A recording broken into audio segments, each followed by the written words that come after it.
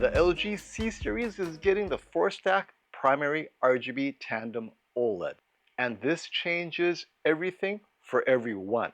And for the first time in years, the C series will matter again because, my friends, where there's smoke, there's fire.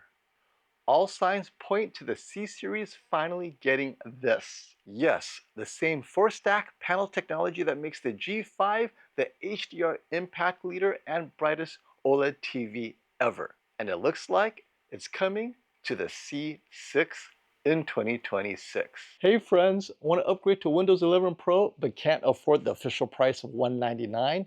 How about $21 or Windows 10 for $16 with my discount code SF20? Thanks to our sponsor, Whokeys. Yes, Black Friday is here. Get an additional 30% off with my code SF20. Go to Whokeys.com, add Windows 11 Pro to your cart, apply my discount code SF20, and bam, only $21. Here's how we activate it. Go to your Whokeys account at the top right under User Center, click on My Purchased Orders, click on View Keys and Code, click Get the Key, copy the Windows 11 Pro key under Code Card, then go to your system settings, scroll down and click Activation, click Change Product Key, paste the key code, click Next, and you're done. So don't miss out on these amazing deals. Click on my links in the video description below. So how did the C series go from flagship performer to mid-tier laggard? Well, it happened in 2023. But before that, remember in 2022, C2, G2? Yeah, the G2 had a heatsink, but essentially the C2 was right there. Very similar performance. G2 slightly brighter, but not by much. And the C1 and G1, the G1 had that Evo panel the C1 didn't have. Similarly, slightly brighter, but again, so close that most people did not notice either way. But then, in 2023, when the G series, G3, got the MLA and the C3 did not, that separation in performance was huge. And the gap was pushed even farther when the G4 got the improved MLA. C4 pretty much stayed the same. And this year, with the G5 getting the latest evolution or revolution in WOLED, the 4-stack primary RGB tandem OLED, boom, the G5 just took off. And the C5 spinning in place. Yes, they pushed brightness a little harder in SDR, but you know what happened? The green got a little bit worse. The color shifting was not as good as prior years. In other words, you can only do so much with old technology. As you push it harder and harder beyond its ceiling of capability, you start to see the flaws, and the C5 is showing those weaknesses because it's a totally mature technology that cannot be pushed any harder than it is without going to that next step, primary RGB OLED. Now, why would LG Display change tactics suddenly and give the C series primary RGB OLED? Well, essentially, in this article in Business Korea, LG Display announced that this is their future, this is their technology. But if you have to wait and ask yourself, if this is their future and this is their technology, right, winning awards and that halo effect trickling down to all their models, unless it's a primary RGB at an affordable model, it doesn't do much for you, right? The G series is an exclusively expensive model. You're not going to grow that market very much. The uptick is very small. You cannot turn around your fortunes on an exclusive selection of expensive models. This needs to trickle down to the C series, a true mass market TV. But where are the signs that you can make primary RGB cheap enough to sell in the C series? Now we get to the smoking gun in this article on the elect. Solus Advanced Materials is prepping a low-cost green phosphorescent OLED. And here's the big quote. Solus expects to supply materials for 4-stack OLED in low-cost models.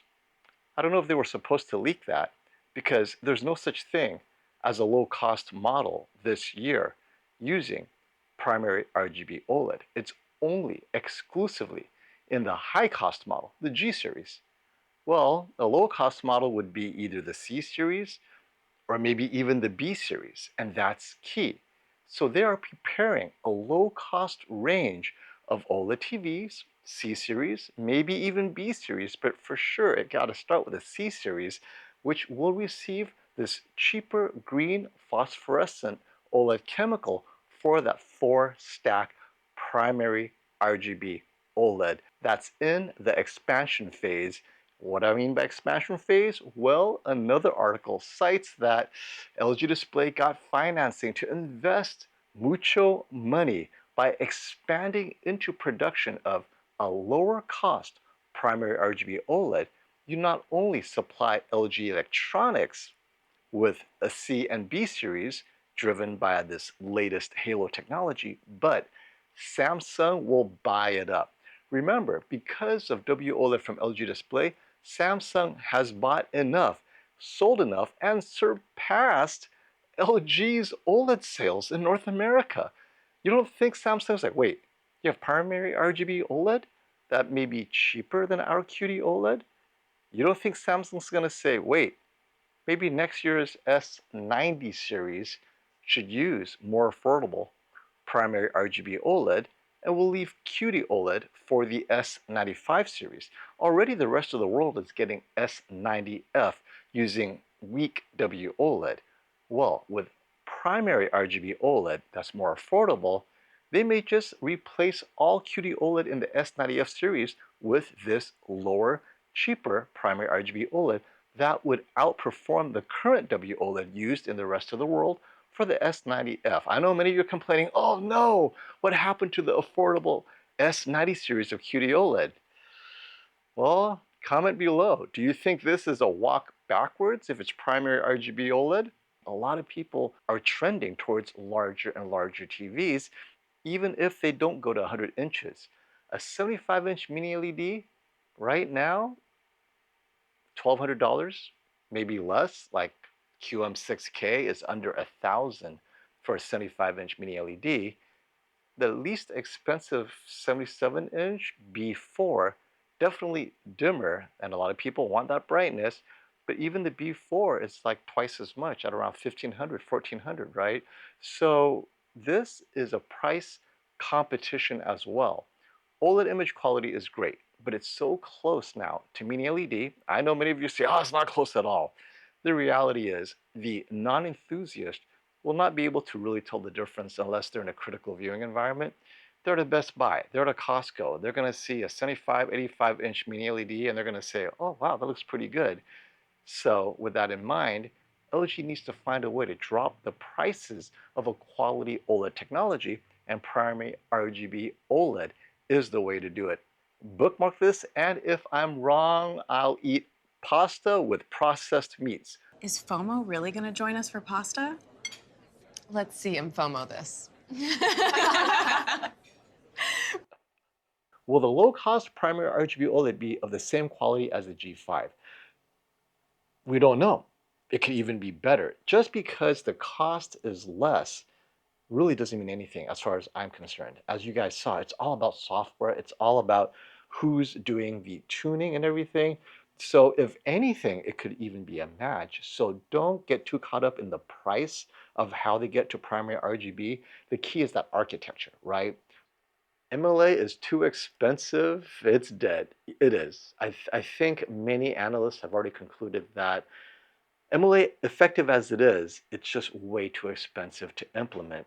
And so the primary RGB definitely saved them a lot of money to get to the performance point, which ends up being better in many ways than the G4.